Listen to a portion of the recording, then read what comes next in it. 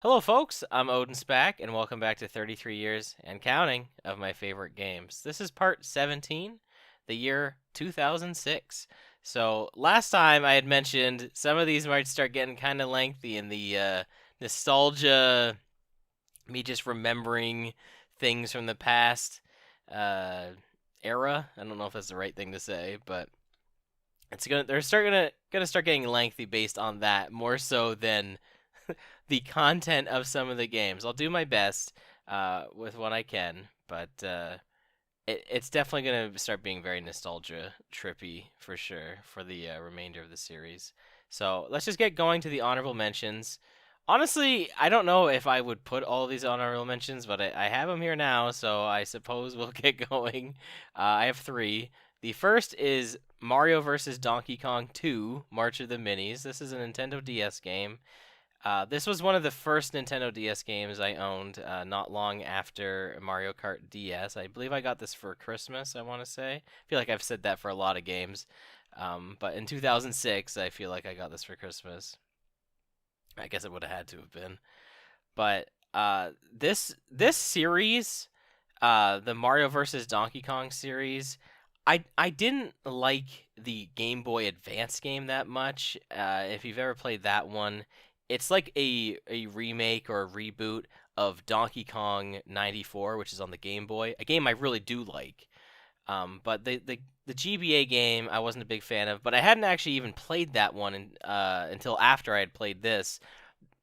Mario vs. Donkey Kong 2 takes the series in a different direction, which is a mostly stylus controlled puzzle game where you're trying to guide little mini Mario toys to the finish. It's almost like Lemmings if you've ever played Lemmings, and if you haven't, it's again you're just essentially guiding your mini Mario's. You're guiding your toys to the end of the level, and the goal is to get a gold medal, which is to do it fast enough, but also to get them to all reach the exit at the exact same time. Um, which might sound harder than I'm making it sound. It's not too complicated to make that happen most of the time. But I really enjoy this style of game. It's a lot of fun. It makes you think. There are some little fun musical throwbacks that were in this game that I was excited to see, or excited to hear, I suppose. But I just remember having a lot of fun with this one, and also the DSiWare that came out, I think a year or two after Minis March Again. I think I might honestly give that one a little more of an edge in liking that more. But they're so similar that I'd figure I'd just talk about both of them together here. So, but really fun series. I haven't played any of the ones past that. But I imagine it's more of the same, and like I said, it's pretty cool. So I need to check out the Wii U one still, which is all amiibo based, where the game is like free, but you can just tap amiibos to unlock levels. I do want to try out that one, but I haven't yet. Solid story. My next honorable mention is going to go to Trauma Center Second Opinion. I'm not going to spend too much time on this one because I'm honestly not sure if I really would give this an honorable mention, but I am because I think it's a really innovative game. Now, this is not the first one in this series. It was originally on the DS. Second Opinion, like it's like the Wii version of the same game, to my knowledge, of the one that is on the DS. But I played Second Opinion first, and I just thought it was a really neat game. Like you do surgery with the Wii remote. It's not like it's nothing like crazy graphics, surprisingly, you would think, with the nature of the game. But it's made by Atlas. It has a really cool soundtrack to it, a really intense story. It's nothing like super complicated, which I mean, like you would think it would be based on the fact that it is surgery. But this game definitely has a really high skill curve because it goes up in difficulties and it does get harder to play. There was one of the viruses I remember trying to solve that was like really difficult that I eventually found a way to cheese it. But it's an interesting game. It's an interesting playthrough. I would recommend this one for sure if you're gonna play any in this series. Maybe this is the first you're hearing of it today. So, and then my last of my 2006 honorable mention recommendations is gonna go to Wii Sports. It's the launch title of the Wii. Um, you know, I've played this game as recent as last year. I don't think I've played it this year. Maybe I have, but I still go back and play Wii Bowling. It's a lot of fun. Like it's not even called Wii Bowling. But you just refer to it that, and you're talking about Wii Sports Bowling by just saying Wii Bowling or Wii Tennis or Wii Boxing. Like that's what it's referring to. They just came out with Nintendo Switch Sports this year, and I don't think people are really too hyped on that. They remastered this Wii Sports Club, but everyone still just remembers fondly Wii Sports on the Wii. It was a solid pack-in title, and it was a great demonstration of what the Wii could do. And like I said, people are still loving it to this day, and it's just very memorable. So. All right, there's my honorable mentions. Let's go into the bronze medal for 2006. This is another one of those cheating ones where it's like, all right, it's going to go to Mega Man X Collection. This one is, I'm saying specifically for PS2. I believe you can also play this on the GameCube as well, but I own the PS2 version. Mega Man X Collection is, as you can guess, it's a collection of Mega Man X games. Specifically, Mega Man X's 1 through 6, which are the traditional 2D side-scrolling Mega Man games. Now, in the future, they would release Mega Man X Legacy Collection, which is X 1 through 8, but they're separated into like 2 different games. So I think this is just overall the better collection put together, being X 1 through 6. Just all of it being on one disc is really nice. It's kind of weird though, because like the Mega Man X3 version is like the PlayStation version, which is like it's got like not as strong of a soundtrack, and the sound effects are like really like realistic. It's a very strange version to be on there, but nevertheless it is. This also comes with like this like bonus Mega Man Battle and Chase game that I dabbled around in. It's like a Mario Kart clone. It's not anything great, but that's on there too. It's not why I'm playing this collection for. I just think, like I said, this is just a solid way to play many of the traditional 2D Mega Man games kind of all in one spot. And it all has like saving. I mean, they all have saving now, but it was nice at the time. That was the first time that the SNES games, were re-released. I think it was. I think it was the first time they were re-released, and you could save through the memory card on the PS2. And what saving did was it just like it saved your password, so when you loaded it, it just put in the password for you. But it was a nice feature. It was really nice to have. So I remember renting this and enjoying it. I was like, okay, I really like Mega Man X. It's nice to be able to play all of them at once. And I really can't remember when I bought the collection.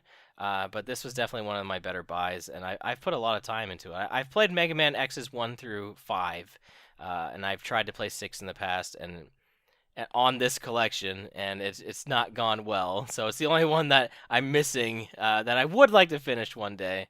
But even omitting that, I think it's a really solid collection. My silver medal is going to go to Kingdom Hearts 2 for the PlayStation 2. Were you wondering if Kingdom Hearts was going to make an appearance on my favorite games of all time? It is. Kingdom Hearts 2 is on here. I haven't played many games in this series. I should be clear on this. I've played 1, Chain of Memories, and 2 completely, and I've dabbled in 358 over 2, which is on the DS, which I do enjoy, but I never did finish it. But Kingdom Hearts 2, bar none, is my favorite that I've played so far.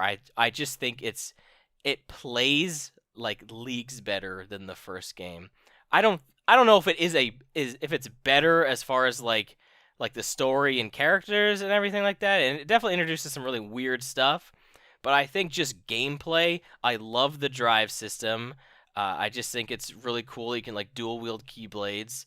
So I think that's just a really really nifty system that like is implemented really well. I love all the movement and how fluid all of the skills are. This is the one that introduced like the triangle button to do random stuff. Like that's since been like retconned into, I don't know if retconn's the right term, but into like re-releases of the original Kingdom Hearts. They've since implemented that into it because it's just such a easy feature that it's kind of surprising that wasn't in the game to begin with, or the first game. But this one, like I said, I love the way Sora controls in this game. It's so much fun to play. the thing that is like very different from the original game is all the worlds are very like streamlined. Like they all feel the same. Whereas in the first game, they kind of felt like their own entities. They felt a lot larger than maybe they actually were. But Kingdom Hearts 2, all the worlds kind of feel a little small and compact, and they all have the same flow to them. It's not a bad thing. It is different, and I'll say that's probably its weakest part is just like the story in that. Um, I don't think Kingdom Hearts has ever been one for having a strong story from what I've played. But like I said, it's a really fun action game, and if you love Disney, if you love Final Fantasy, you want to play this because it's just got all the references in the world, tons of fun. So there's Kingdom Hearts 2, great soundtrack. And then my gold medal for 2006. It's kind of crazy. This is a 2006 game. Is going to go to Tales of the Abyss, also a PS2 game. It will see a remake on the 3DS. What was that? 2013 or 14, I think it came out. But anyway, I'm talking about the PS2 original, Tales of the Abyss.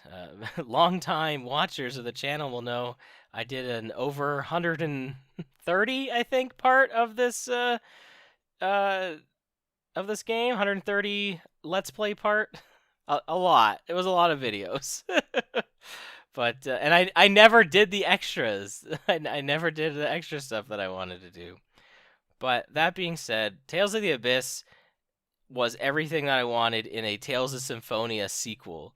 Tales of Symphonia is just like one of my favorite games. I really enjoyed it, and I really wanted to play another one of them. And then Tales of Legendia came out on the PS2. I was like, okay, but it was like a backstep. Like it wasn't as good.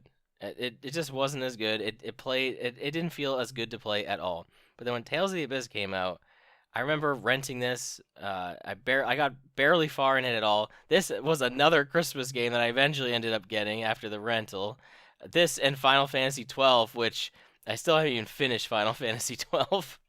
But Tales of the Abyss, I've sunk hundreds of hours into it. I've played through it at least 2 or 3 times. I think with the Let's Play, I might be up to 4 at this point. I just think it's just a really fun action RPG.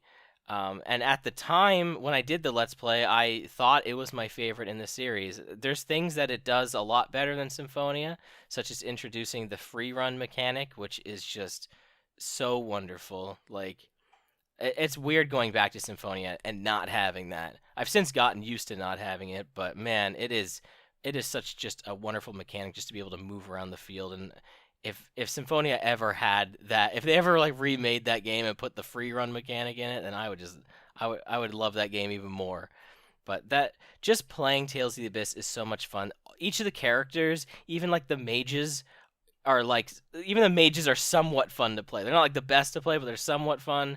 But there's a lot of fun playable characters. Even though this is a smaller cast than I would say a lot of these RPGs are, they're all the smaller cast allows for a much more fleshed out character development that they get. So they're and to be fair, the cast is supposed to be the counter to the antagonists. It's it makes sense if you play it. I don't want to say too much, but I get why it is a smaller cast. I see what they were going for.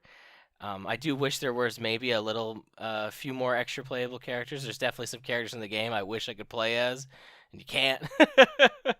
But it's just a solid action RPG. It's one that'll take up your time. It's got a phenomenal soundtrack.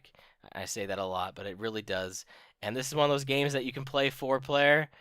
Although it's really difficult on the PS2 because you need a multi-tap because it only supports 2 players by default. I actually bought a multi-tap to be able to play this 4 players, and I've only ever got to play this 3-player once. So this is one I would eventually love to do a 4-player playthrough of. I don't know if that'll ever happen, but I would absolutely love to do that. I love that the Tales of games are multiplayer like that, so if you can find fans of the series, that are live near you, I suppose. A lot of the amount of moving parts you need to get that together is a little difficult, but maybe in 2022, maybe it's a little easier to do that stuff online. It would be nice if they just released these games with online support. I would love a collection of Tales of games that featured online support. That would be the greatest thing ever. I would That'd probably be one of my favorite things ever.